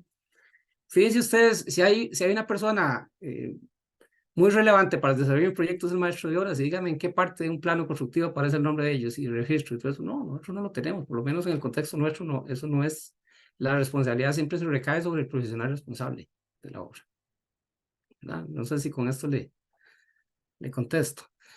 Tenía otra pregunta por ahí, me decía, creo que fue, vamos a ver cuál Sí, fue. hay varias. Está don Eric Ledesma que consulta. Me gustaría saber si en los laboratorios del TEC han Ujú. fallado muestras de varillas turcas. Sí, eso se las trae, ¿verdad? Es una pregunta interesante. Fíjense que la normativa que rige la fabricación de las varillas de procedencia de Turquía, es una normativa europea, básicamente. No es la STM con la que nosotros regimos. Y como consecuencia, tiene algunas variaciones, sobre todo dimensionales. Si ustedes ven una varilla número 8, por ejemplo, con las normas ASTM y normas europeas, es ligeramente más pequeñita en términos del área de la sección transversal. Lo que pasa es que los parámetros que rigen la aceptación o no de un acero refuerzo, en este caso particular, ya son otros elementos que están tipificados en las normas de INTE y otros, ¿verdad? Que están muy ligadas al contenido de las normas de la ASTM también a nivel de Estados Unidos. Y básicamente en el caso del acero es los porcentajes de elongación, el FY, o sea, el esfuerzo de flencia, el esfuerzo de falla. Y si esos parámetros los cumple con los rangos de variación que se permiten, ya no hay que otra que aceptarlos, ¿verdad? Tiene que haber una certificación de producto, eso es muy importante, sobre todo en un proyecto grande donde el impacto del costo del acero, en todo caso, siempre tiene un impacto muy alto, pero en ese tipo de proyectos en particular es muy importante que ustedes tengan certificación de origen de producto que garantice, porque nosotros efectivamente en el TEC hemos hecho verificación de varillas de diferentes procedencias, ¿verdad? Algunas de ellas, para serles honestos, se nos han quebrado bajándolas del camión para probarlas, ¿verdad? O sea, tienen características mecánicas muy diferentes a las que están tipificadas y por lo menos establecidas como criterio de aceptación o rechazo basados en las normas de la STM. En todo Eh, caso, siempre lo que se hace es tratar de garantizar que los procesos de control de calidad sean lo más estrictos posibles, ¿verdad? Ya vieron lo pero, que les pasó a ellos como consecuencia de los sismos fuertes, ¿verdad? Que tenían prácticas constructivas muy malas y eso, pues, lo deja a uno pensando, sinceramente. Sí. ingeniero, una pregunta con respecto a eso. ¿Cómo le va? Es Gerardo. ¿Cómo está, Gerardo? ¿Todo bien? Bien, usted, a mí me interesa mucho este tema de las varillas turcas, porque eventualmente, digamos, uno va y compra en la ferretería un producto Ujú, o en el depósito de materiales hay una diferencia, hay bastante diferencia entre la varilla turca y la varilla, ujú, llamémosla nacional, por decirte sí, algo.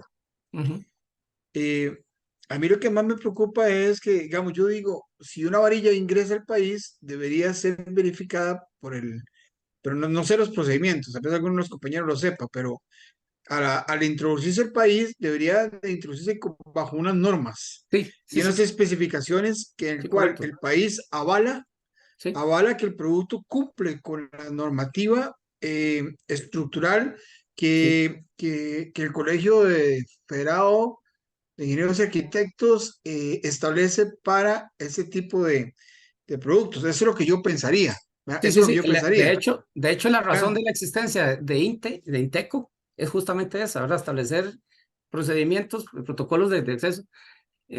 Miren, eso es como el caso del cemento chino. Nosotros le hicimos pruebas también y resulta que sí tenía el tiempo de fraguado, la consistencia normal, la resistencia a la compresión, todos los parámetros que establece la STM en rangos, ¿verdad? Porque no es un valor único, sino en rangos, todos los cumplía. Y si es así, no nos queda más desde el punto de vista técnico que aceptarlo, ¿verdad? Pero sí hay que tener mucho cuidado porque habrá que ver si la vericidad de la información, si de veras proviene de laboratorios autorizados y certificados sobre todo. Por eso es que hace muchos años se estableció que los laboratorios que prestan servicios, por ejemplo, al Estado, deben ser laboratorios acreditados. Y por eso los laboratorios privados corrieron a acreditarse, ¿verdad?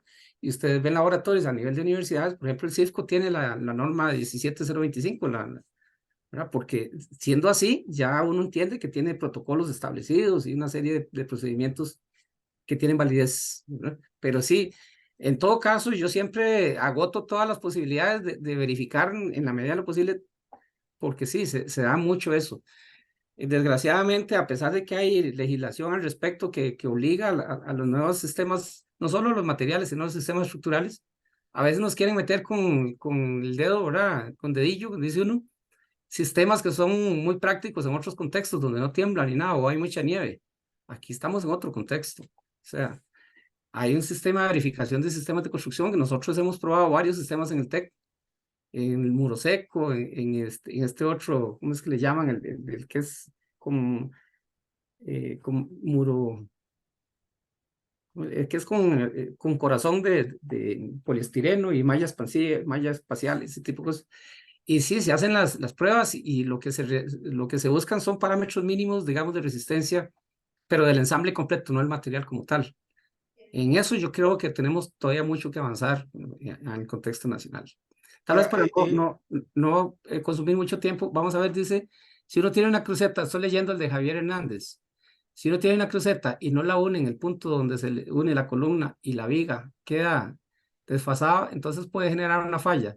En lo que vi en la obra, estos marcos son una cosa, bueno, aquí depende, porque los marcos ariostrados es un concepto estructural que también reconoce el colegio, el código sísmico como sistema constructivo. O sea, cuando se usan, por ejemplo, los perfiles W, WF, en este caso, tratándose de un sistema espacial a base de elementos tipo, nosotros llamamos tipo armadura, tipo cercha, hay un concepto básico ahí que hay que entender y es que los elementos o las estructuras tipo armadura, solamente los elementos funcionan en tensión o en compresión.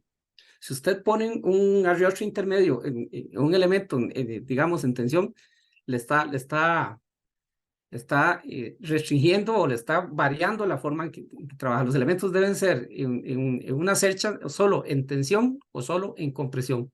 Nunca le podemos apoyar una carga intermedia a menos que sean los nudos. ¿Ok? Entonces, bajo ese concepto, en ese tipo particular de armadura. Ya para cuando se trata, por ejemplo, ¿cómo hace uno para sostener una viga, un fondo de una viga, digamos, en un buque? Él lo hace con puntales telescópicos, pero también coloca elementos en diagonal, tratando de de mandar los esfuerzos al piso, ¿verdad? Para descargar esa carga a un elemento de mayor rigidez. Pero ya eso va a depender de la configuración. En este caso particular, era muy evidente que por el tipo de estructura, el hecho de que no convergieran los diagonales con los elementos en términos de geométricos, producía ciertamente una falla. Luego Raquel Mirón dice, ¿cuál podría ser una buena práctica en sitio cuando las pruebas de núcleos de concreto duran tanto, se necesita avanzar con la obra? Bueno, esos no son pruebas de núcleo, más bien son de cilindros de concreto. Hay un tema que vamos a desarrollar acá en las presentaciones que siguen, que trata justamente de cómo se hace un eficiente control de calidad. Sí, lo que pasa es que si hay un material que se ha estudiado por años, históricamente es el concreto, ya sabemos exactamente cómo se comporta. De manera que un concreto, y eso lo vamos a ver en futuras presentaciones, un concreto que muestre una resistencia, digamos, a los 7 días, la probabilidad de que esa resistencia final sea proyectada. Yo lo que le digo a los estudiantes es que no hay ninguna curva. Yo nunca he visto en mi vida una curva de concreto que de pronto cambie de pendiente y se vaya para arriba. No, siempre es una tendencia a conformar así, como una curvatura, de manera que yo puedo proyectar perfectamente la resistencia. A los 7 días puedo hacer proyección a los 14 y puedo hacer proyección a los 28 con una seguridad así bastante clara, a menos que el cemento tenga algún problema. ¿Ya? En el pasado se comenzaron a dar algunos problemas de concretos que no desarrollaban resistencias tempranas, sino que lo hacían a edades más avanzadas. Pero cuando usted hace una proyección en función de cómo es que se comporta la curva de desarrollo de resistencia al concreto y tiene la probabilidad de que, por ejemplo, el concreto llegue a un 75, un 50% de la capacidad del F'C de diseño o de la resistencia a la compresión de diseño, yo en lo personal no me la juego y casi nunca he fallado, en el sentido de que muy difícilmente ese concreto recupere una resistencia que no ha logrado ganar. Por eso, y lo vamos a ver cuando desarrollemos ese tema, es muy importante que las tomas de cilindros lo hagan técnicos calificados, certificados, y que las fallas se realicen en laboratorios certificados también, acreditados, para tener una garantía de que los resultados tengan un valor estadístico adecuado. ¿De acuerdo? Pero este tema es un tema que vamos a retomar más adelante. Dice, esto lo pregunto, que a veces los concretos no dan la capacidad especificada en planos. Sí, es cierto, y ante eso hay que tomar acciones. Yo soy de los que, a pesar de que me desempeño en el área estructural, pongo como última opción la demolición. Siempre tiene que haber alguna alternativa técnica que me permita, porque todos hemos estado en diferentes posiciones, hemos sido diseñadores, hemos sido constructores, hemos sido inspectores, jugando papeles diferentes, y es muy importante tener claro eso a la hora de una buena decisión que se tome. Vidal Monge dice, la certificación debe venir de fábrica y la pagan los importadores, y además de esta se certifica en el país. Así es, así es. Debe haber una verificación, no solamente creer ciegamente una certificación, un certificado de origen, sino debe haber un procedimiento que permita la verificación en el país, siguiendo ya la normativa que aplica. Entonces, ¿cómo afecta la corrosión a la varilla? Cierto nivel de corrosión en la varilla más bien mejora la adherencia entre el concreto y el acero. ¿Ok? De manera que no se me asusten si ven, ahora como está el clima cambiante, con solo que llueva ya comenzamos a ver las pequitas, ¿verdad?, amarillas en el acero refuerzo. Eso no es motivo de alarma, ni mucho menos. La corrosión, digamos, benigna, si le podemos poner algún calificativo en las varillas, es aquella que usted pasa su mano y no se desprende. Y si se desprendiera, sencillamente se procede a ejecutar una limpieza con cepillo de acero, es lo más práctico. Luego con estopa se limpia, ¿verdad? No hay ningún inconveniente en hacer eso. La normativa de la ACI establece que solamente es sujeto de rechazo a la varilla cuando hay una pérdida importante de al menos un 6% por peso en la sección transversal de la varilla. O sea, una varilla que haya estado sometido a intemperie por mucho tiempo y que entonces a través de una escamación que experimenta vaya reduciendo, pero ya de manera muy evidente, su sección transversal. ¿Ok?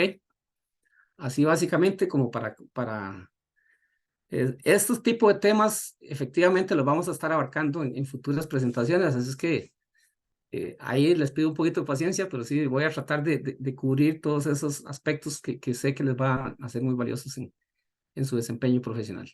¿De acuerdo?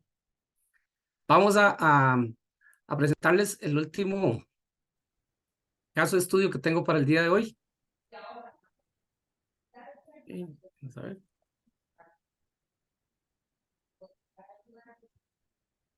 No sé si lo observan ya como modo presentación. Sí, señor, Listo. ya está bien. Ok, bien. Este es un caso interesante que lo decía al inicio cuando presentamos, que es el colapso del Commonwealth Avenue 2000, que es un edificio de apartamentos de 16 niveles que experimentó un colapso como consecuencia de un error en el proceso constructivo. ¿De acuerdo? En el proceso constructivo. Entonces, vamos a revisarlo. Aquí le doy los créditos a Susan King de la Roger Williams University y el advisor, que es el doctor Delat. Vamos entonces a presentarle.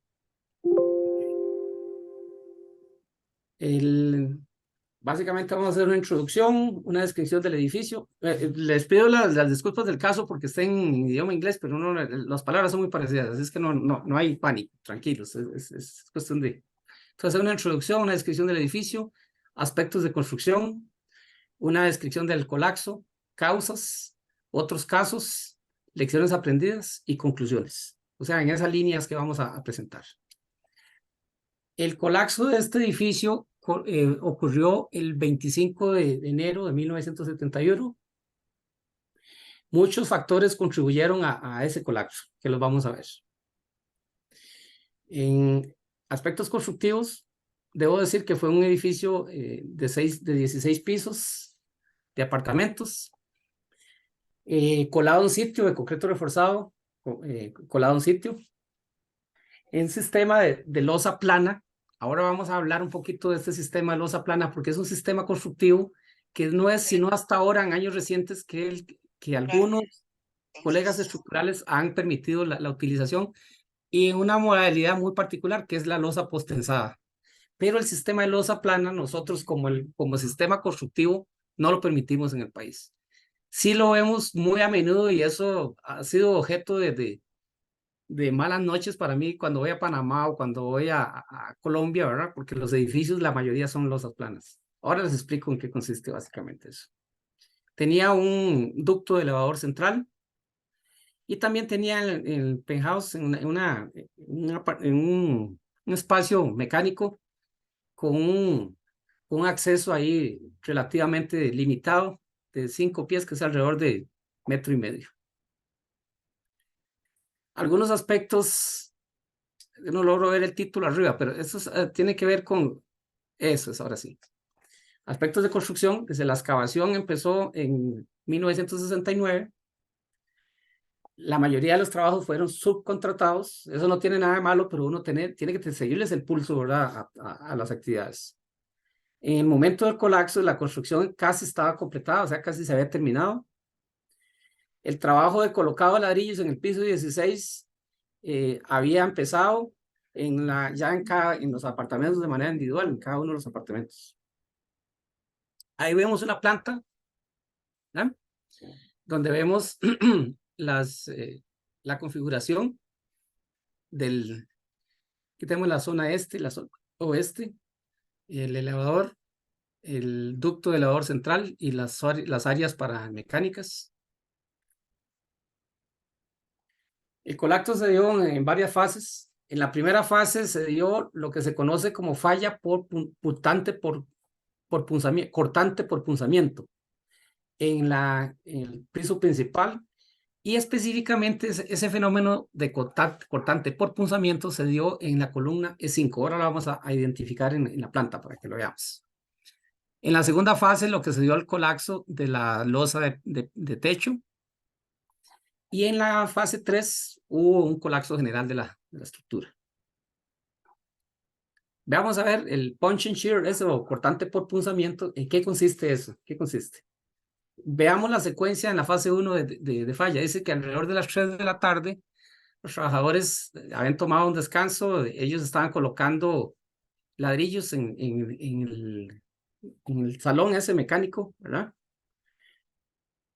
El colocado de esos ladrillos se había dado a partir del borde oeste y de oeste a este, ¿verdad? En esa dirección. Luego antes del descanso ese, break que tomaron, hubo algo cayó, ¿verdad? En la losa de piso, se desprendió, ¿verdad? Y cayó en la losa de piso. Y se notó el fenómeno de cortante por punzamiento alrededor de la columna E5. Ahorita les explico qué es eso de cortante por punzamiento y por qué razón en Costa Rica nosotros no aceptamos el uso de losas planas como sistema estructural.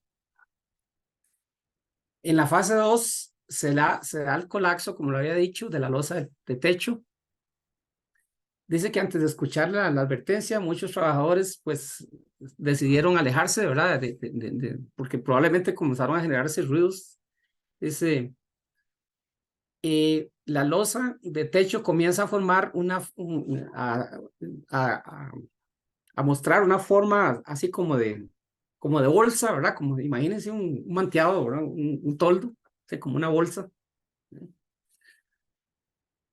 Dice que el techo colapsa en el piso 16, que ahí se había estado colocando acero de refuerzo, de manera que los trabajadores fueron obligados a cruzar al otro extremo del edificio obviamente para mayor seguridad. En la fase 3, ahí se da un colapso general. El colapso progresivo ocurrió 20 minutos después de que el techo colapsó. Vea que se dan periodos de tiempo muy cortos, ¿no? El peso del techo causó en el piso 16 el colapso del piso 15 y así sucesivamente, generando un efecto de dominó. ¿Qué significa? Si el techo cae sobre el piso 15, eso duplica probablemente el peso propio de la estructura y no está diseñada para eso. Entonces pasa rápidamente al tercero y así sucesivamente se da un efecto dominó Ese mismo efecto fue el que experimentó el colapso de las Torres Gemelas. Era básicamente un efecto dominó. Dice que las 2/3 partes del edificio desaparecieron y lamentablemente 4 trabajadores fallecieron. Ahí vemos, viéndolo en el contexto global del edificio, observemos acá la posición de la columna E5. La columna E5 fue la que en principio generó o desencadenó en la falla cortante por punzamiento. A este sitio fue donde se acomodaron los trabajadores para prevenir entonces Ahora, un aspecto interesante acá, viendo la planta del edificio. ¿Qué fue lo que originó el cortante por punzamiento en esa columna? Bueno, la acumulación de ladrillos en zonas en un área donde no estaba diseñada para esa carga muerta o ese peso propio. Ese es un error que a menudo se comete. Le dice uno a la grúa, trasládeme el cemento para ciertas zonas, trasládeme las varillas, sin saber que esa losa, si es una habitación, el código sísmico dice que hay que diseñarla para 200 kilos por metro cuadrado de carga dinámica, ¿verdad? Y efectivamente, si ustedes ponen un rollo de varillas de 100 varillas número 8, eso pesa muchísimo más que eso. Que estaríamos concentrando el peso en un área donde de ninguna manera está diseñada para eso. Y mucho tuvo que ver ese error de procedimiento, digo yo, constructivo a la hora de ejecutar una obra como estas. Ok, vemos la fotografía nos muestra del colapso, ¿verdad? Que fue un colapso parcial en el sector este del edificio, ¿verdad? Donde vemos que efectivamente el primer piso pasó al segundo y así sucesivamente y se comenzó dando un efecto dominó hasta que la falla se fue propagando. Ahí vemos otra imagen donde efectivamente, vean que es el particular este sector del edificio colapsó en su totalidad. Veamos a ver cuáles fueron las causas de la falla entonces. En primer lugar está señalado el punch and shear, o sea, el cortante por punzamiento en la columna de 5. Eso tiene que ver entonces con lo que nosotros llamamos la bajada de cargas, o sea, cómo el camino que siguen las cargas para irlas distribuyendo en los diferentes elementos. Como lo dije, si ustedes concentran un peso tan elevado como ladrillos, digamos, tarimas de ladrillos en el centro de un área que no está diseñada para eso, muy probablemente, y sobre todo en ese sistema constructivo, vamos a propiciar una falla por punzamiento. Eso tiene que ver con problemas de procedimiento y de construcción, ¿verdad? Etapas de construcción. ¿Qué es cortante por punzamiento? ¿Qué es? Dice que sucede cuando la losa de piso llega a ser tan pesada que la columna es incapaz de sostenerla. Digamos, pongámoslo así en esos términos para entenderlo. Eso ocurre cuando se agregan cargas a la construcción que pueden causar un desbalance de momentos, o sea, de esfuerzos. ¿De acuerdo? En este caso, ¿qué fue lo que sucedió? Bueno, colocar tarimas de ladrillos, ciertamente les quedaba muy cerca a los trabajadores para estar trabajando en las divisiones, en las particiones, pero eso tiene un efecto, si usted no lo planifica como tiene que ser, tiene un efecto importante. La carga muerta de la columna no puede ser sostenida o transferida a columnas adyacentes. ¿Eso por qué? Porque eso es un defecto de la losa plana, que la losa plana, al no tener vigas, no hay posibilidad que una columna le transfiera la carga a otras columnas que estén a la par, como sí ocurre en marcos de concreto reforzado. Si usted sobrecarga una viga, la viga le traslada mediante mecanismos de transferencia de momentos, carga a la otra columna y ahí se van repartiendo. En el sistema losa plana eso no ocurre. Dice, sin embargo, se agregó peso mucho más elevado de lo que la losa era capaz de resistir y por lo tanto falló. Gráficamente este es el punch and shear. Yo tengo una columna acá, tengo una carga actuando sobre la losa. En determinado momento, cuando esta carga supera la capacidad de la losa, se comienza a generar una falla, en principio a 45 grados, eso es por cortante, eso es un cono. Si esta columna fuera circular y lo vemos en planta, sería un círculo, ¿verdad? Si fuera cuadrada, se genera una superficie de falla cuadrada también o rectangular, según sea. Y entonces la losa es incapaz de absorber el esfuerzo que le está generando este peso adicional y falla lo que nosotros conocemos por cortante, que se caracteriza por ser una falla a 45 grados respecto al punto de apoyo, ¿verdad? ¿De acuerdo? Entonces, estas fuerzas que son superadas por la capacidad de la losa desencadenan en este tipo de falla. Causas del cortante por punzamiento. Una de ellas es que la resistencia al concreto estaba por debajo de la resistencia requerida. Y vean que esa era una resistencia apenas de 3000 PSI. ¿Verdad? Un inadecuado apuntalamiento debajo de la losa del techo. Un inadecuado apuntalamiento. ¿De acuerdo? Y sobre todo a veces el puntal lo apoyan sobre un elemento que tampoco tiene la capacidad para soportarlo. Es una buena práctica cuando nosotros hacemos edificios de varios niveles, a medida que vamos avanzando en los entrepisos, no eliminar el apuntalamiento de los pisos anteriores.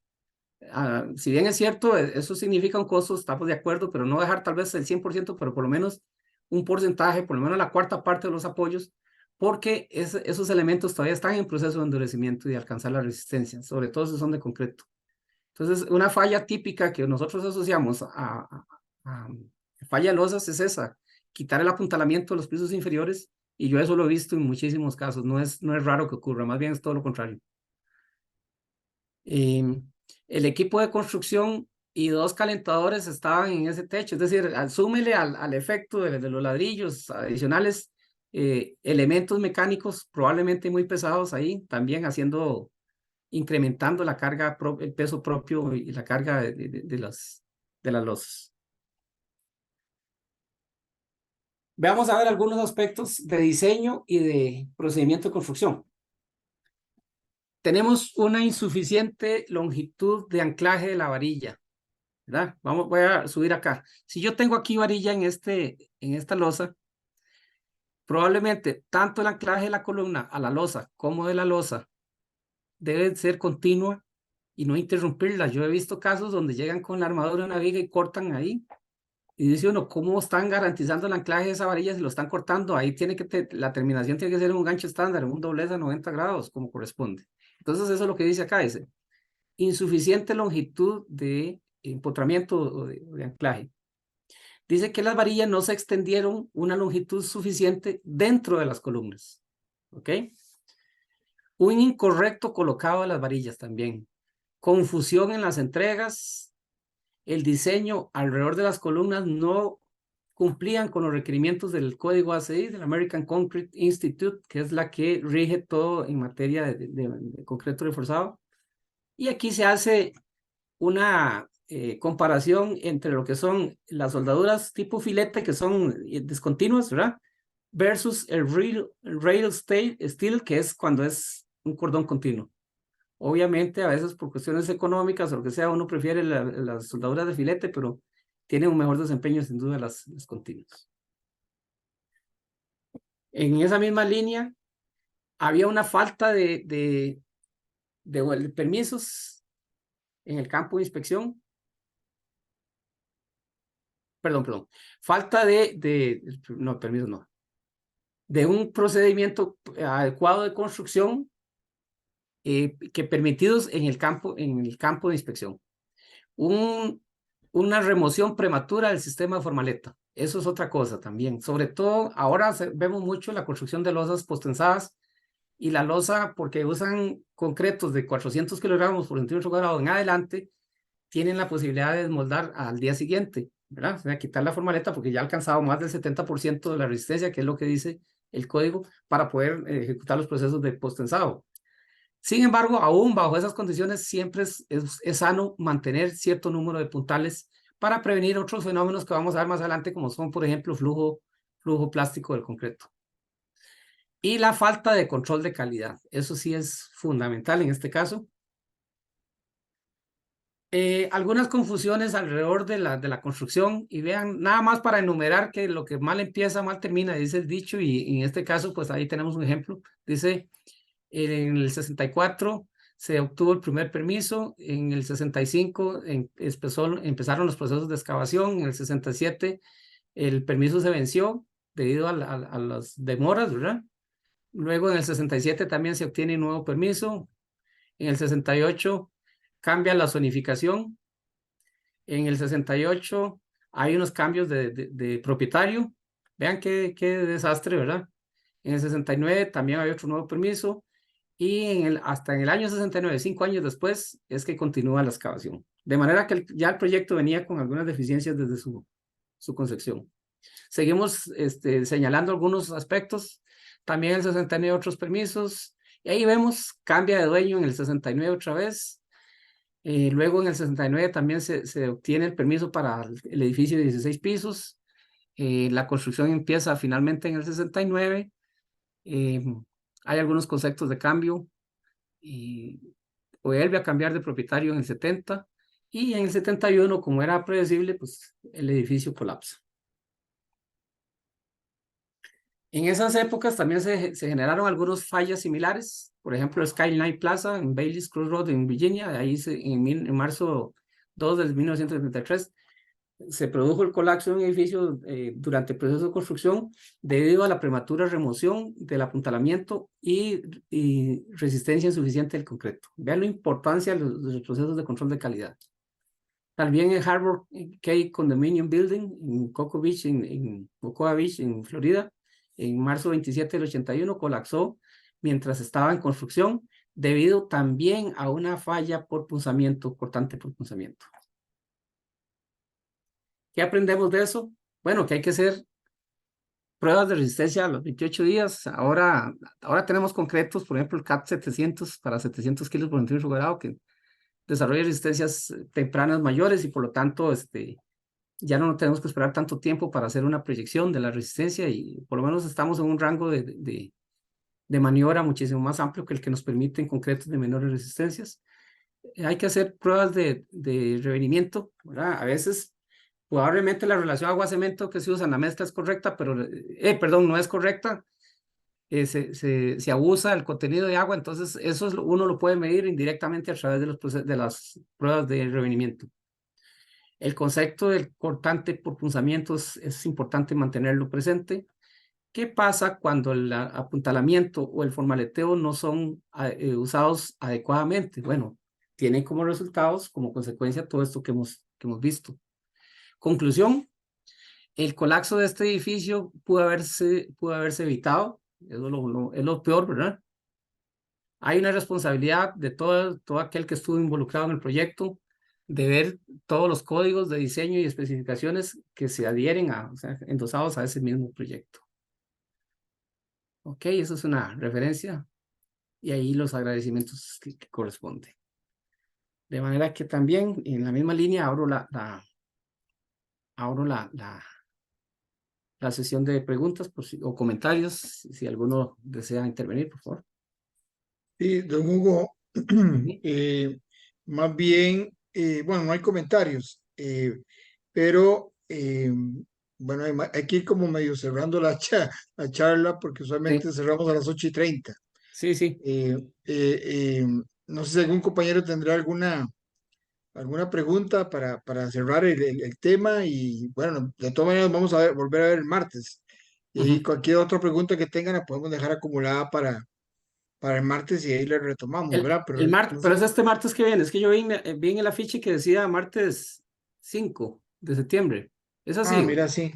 Yo creo que es el martes 5, ¿verdad? Sí, martes 5. Me pareció, no sé. Sí, déjame nada más corroborar mañana porque no sé si hubo algún enredo, pero... No, se los confirmo. Permiso. Jueves 24 de agosto, martes 5 de septiembre, jueves 7 de septiembre, martes 12 de septiembre. Correcto, entonces sería de este perfecto. martes en 8, ¿verdad? Sí, Sí, señor. señor. Por lo menos así lo tenía previsto, si no, así me ponen a correr. No, así estamos, no hay ningún problema. Perfecto.